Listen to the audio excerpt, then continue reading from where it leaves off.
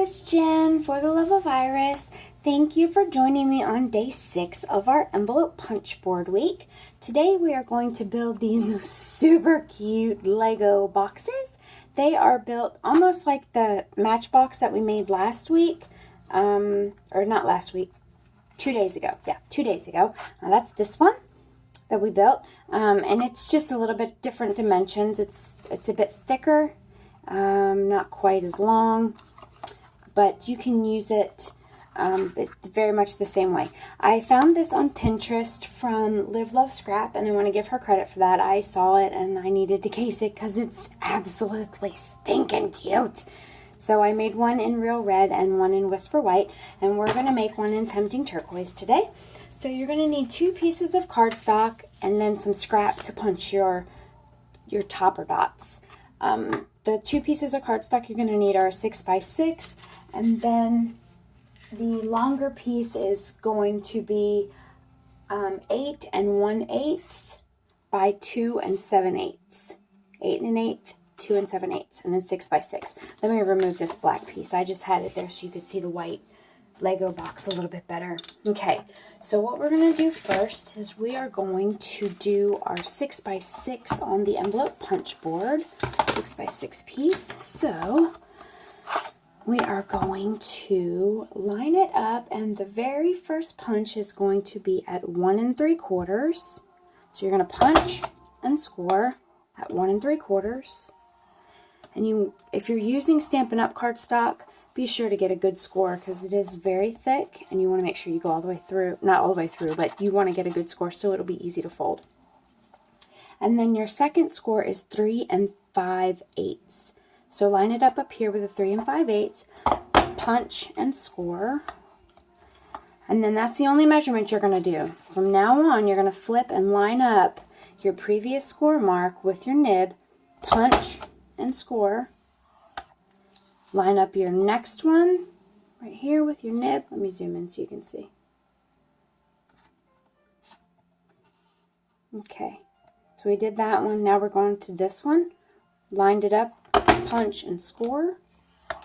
We're going to rotate. I always go counterclockwise. Line it up with my previous score mark, punch and score. Again, slide it over to the next one, punch and score. Rotate counterclockwise. This is our final side. Punch and score. And the very last one, right here, punch and score. Okay, let me remove the envelope punch board. On this one, I did not give a thumb pull out. I don't think it needs it because I think it's going to be more of a push through. So we're not going to do that one like we did on the other box. If you want to add a push through, you're more than welcome to, but I chose not to do that. So now I'm going to reinforce all my scores. I'm going to fold and then fold over like we did in the last one so that you get that little nib there on all the sides. So fold and then fold again. Okay, and then back to this one. We're going to fold again, fold, and I'm just using my bone folder, and fold again. Okay, so now you've got this kind of wonky looking thing here. Then you're going to take your scissor, and the same way we did before, on either side of the big triangle. You've got 2 that are narrow and 2 that are a little bit wider. On either side of the wider triangle, you're going to snip from the base to the first score line to create a flap.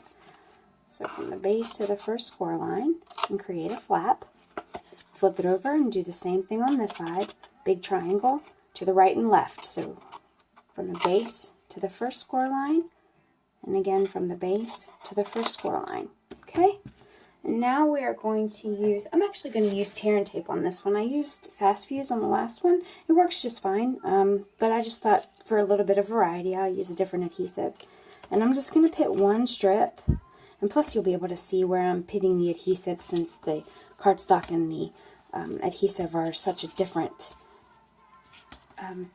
color. So I'm just putting adhesive on all of these here like this, and then on each of the flaps, I'm going to kind of go cattywampus on the back side of the flap. So if you want to flip the box over, you can, and just put them on all of the flaps, the little corner flaps here. I put it diagonal, just, I don't know why, it's just the way that it worked out, I guess. Okay, so then what you want to do is your smaller ones are going to go in first. Your smaller ones always go in first. So remove your paper backing and then just fold that over. Remove your paper backing on the other small one and fold it over. Okay, and then you want to remove your paper backing on your tabs. Actually, you can go ahead and remove the paper backing on everything else now. Just don't stick it to your work paper, because then you'll be stuck and you won't have a box. Okay.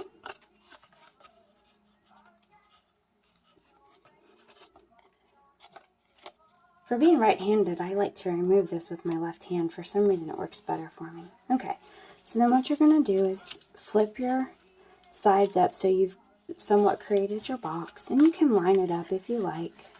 Line it up here on the side and press down. Just do it correctly, Jen.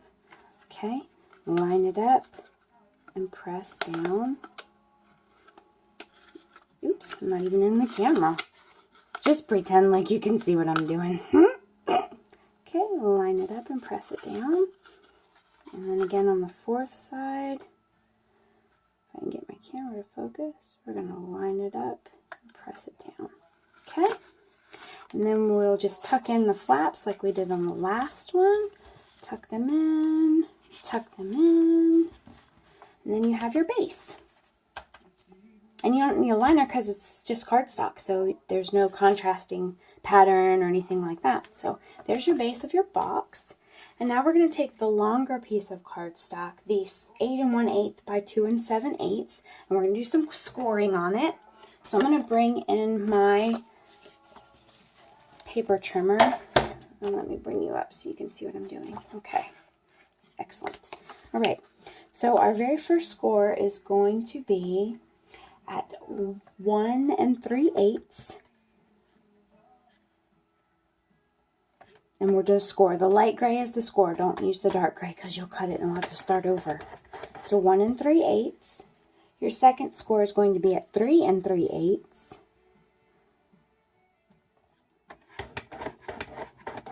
Your third score is 4 3/4.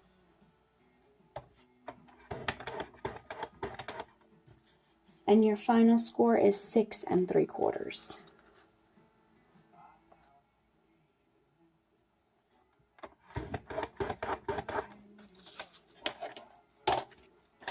I'll remove that. So now you've got your cardstock that's scored.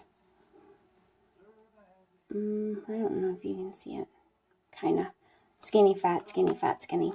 Okay, so then just reinforce your score lines again. And then the way this one is going to fit is actually your two skinny ones on the end are going to completely cover one another. So your two end pieces are going to completely cover. So what I'm going to do is I'm going to put adhesive on the entire last flap. Either one, it doesn't matter. Put adhesive, and again I'm using tear and tape because it's 3D and I think you need fast fuse or tear and tape or some other type of strong adhesive for that. Then I'm going to remove the backing, and this one I found I can actually oh, look at that. I can actually assemble not on the box. The last one we had to assemble on the box. This one I found, since it does cover each other, that you can assemble it off the box. I'll show you what I mean here in just a second. So you've got your adhesive on the one side, just kind of line it up and make sure, like I say, they both cover, and you can fill it and fit it in there. Okay, then press them together, and then you'll be able to slide your box right in there, hopefully. Yeah, there it goes. Okay, slide your box in there, and there's the container itself. And then what you do is you've got 6 little 3/4 inch circles. And what I've done is I've put dimensionals on the back. But I want to show you I've run out of dimensionals. And all I have left is the crust. So I don't want you to throw away your crust because you can use it. Just cut, and you can cut them off and just still use that. So this piece right here, I'm going to use, I've snipped it right here on one side, and I'm going to snip it on the other side, and that will detach it so it's not like one long string. Then you just pull it off, and then you have another one. So don't throw away your crust. Even though kids don't like crust, and some grown-ups don't like crust, crust is good on dimensionals because it's not wasteful. So don't waste your crust. Okay, so then we're going to adhere these to the top. And when I adhere these, the easiest thing I found to do is to do one on the bottom and then one on the top. And then try to center the one in the middle between those two, because I'm not good enough to get them centered if I do 1, 2, 3. So if I do those, see, that's not in the middle. I gotta move that right there. And if you're not OCD and you just want to throw those on there, I wish I could be like you, but I can't. I have to make sure they're all silly, ridiculously straight. I wish I weren't like that. Chaos gives me the shingles. Anybody else like that? I can't like it. I can't like to not know what's going on and make sure that it's all in the right straight form. Oh, that's not straight. If you don't mash down on them, you have some time to move them. Okay, and when you're ready, go ahead and mash them down. So there is the last one. Let's make sure we get that sucker straight. Look how stinking cute that is. Aren't they sweet? Look at them. I just love them. I think they're just the most adorable things. Wouldn't that be fun, like if you had a Lego party or one of your kids was having like a sleepover and you was going to watch like the Lego movie or something, and these is going to be the party favors? How sweet. And they didn't take any time at all. I mean, we made this in 10 minutes, and I was talking and being silly. You can mass produce these in no time. So anyway, I hope you try this out. Thank you, Live Love Scraps, for showing me about this mad awesome Lego box. I hope you try it, and thanks for joining me for day 6. See you later. Bye.